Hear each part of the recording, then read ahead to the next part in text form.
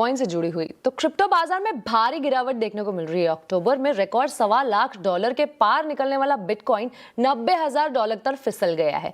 क्या है इस गिरावट के कारण, बता रही है मनीषा गुप्ता। बहुत शार्प गिरावट यहां पर देखने को मिली है। तो पहले तो वही आपको बता दें, जैसे आपने कहा $126,000 छूने के बाद 90,000 के नीचे के लेवल्स हमने यहां पर बनते हुए नजर आए हैं। एक बेयर मार्केट यहां पर बन चुकी है। ओवरऑल अगर मार्केट कैप यहां पर हम देखें तो $4.4 ट्रिलियन का ऑल टाइम हाई इस साल में देखने को मिला था।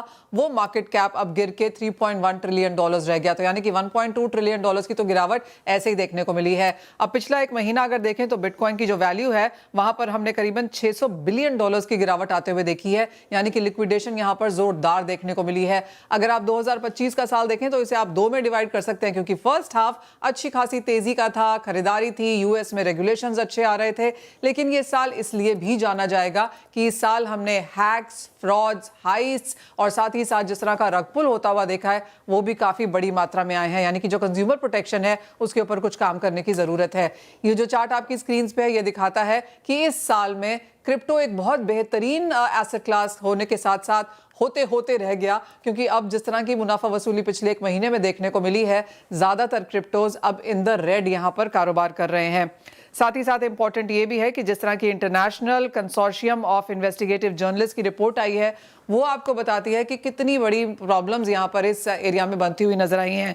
उनके हिसाब से $28 बिलियन यहां पर अवैध तरीके से या इलीगल तरीके से हमने यहां पर ट्रेड होता हुआ देखा है पिछले 2 सालों में क्रिप्टो ग्लोबल एक्सचेंजेस पे। तो ये थोड़ा सा यहां पर कंसर्न है। इसकी वजह से थोड़ी सी और बेरिशनेस हमने मार्केट्स में आते हुए देखी। साथ ही साथ अगर आप बाइनेंस को देखें तो उन्होंने कुछ क्रिप्टो एक्सचेंजेस के नाम भी यहां पर दिए हैं।